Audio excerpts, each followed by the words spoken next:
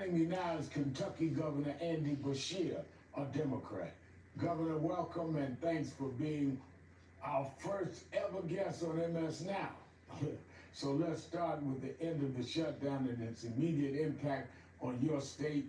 You've said the nearly 600,000 residents who rely on SNAP could see those benefits restored fully as early as today. Are you seeing that happen?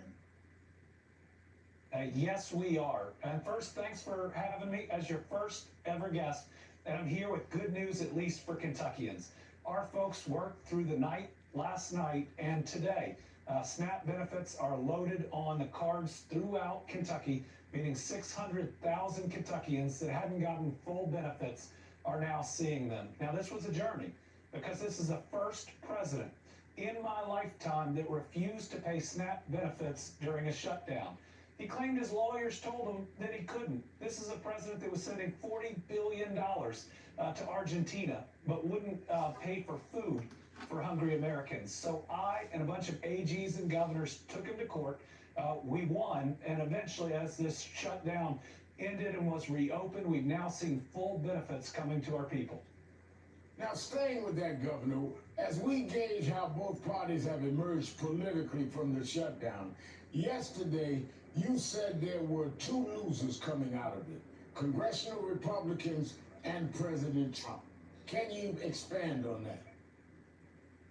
Yeah, that's right. I don't think there's ever a winner in a shutdown, but there are two losers in this one. The first is congressional Republicans, who showed the country they were willing to extend a tax cut for the rich, but wouldn't extend a tax credit for working Americans to make their health insurance affordable. What we're seeing is congressional Republicans say they won't do anything as prices skyrocket and people lose their ability to see a doctor.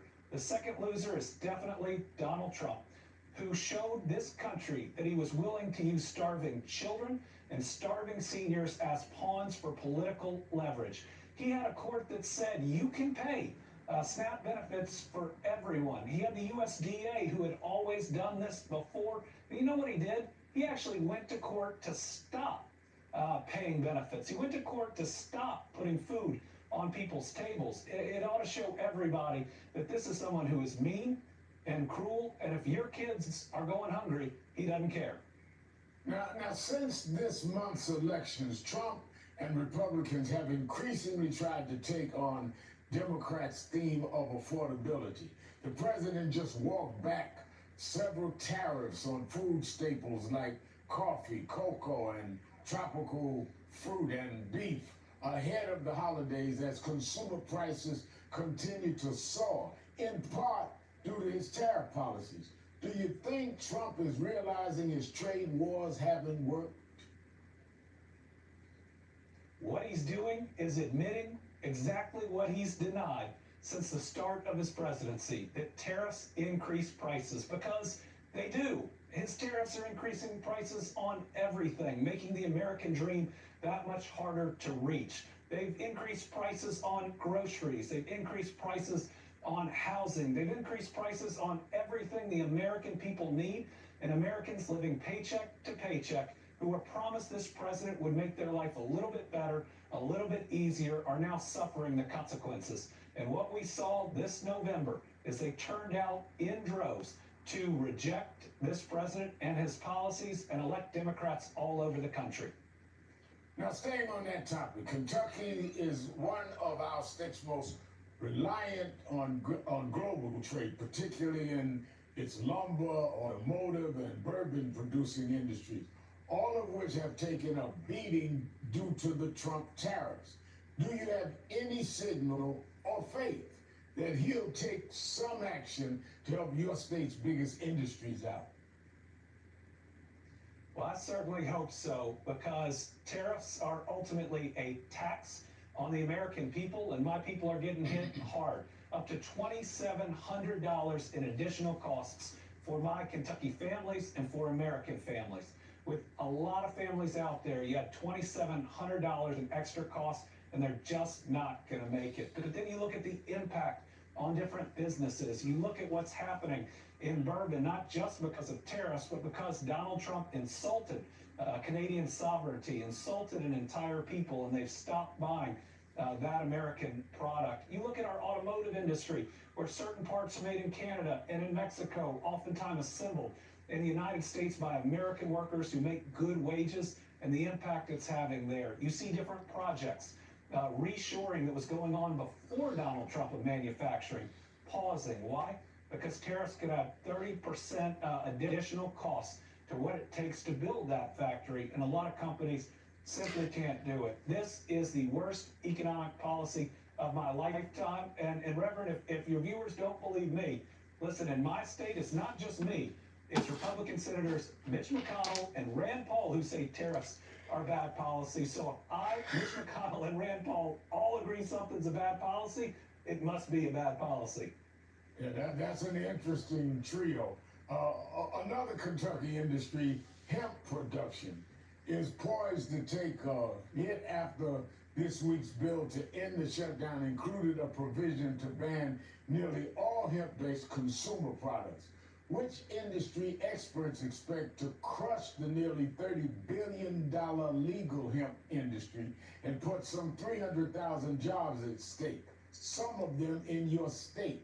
What are your thoughts on this, Governor? Well, first, what was supposed to be a clean resolution that was promised ended up being something damaging to farmers that have already been hit so hard.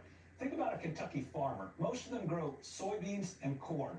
Soybeans, we've lost our major export markets as the tariff against China has pushed that country to buy from Argentina, who we're sending money to, and to Brazil, and it doesn't look like it's going to rebound anytime soon.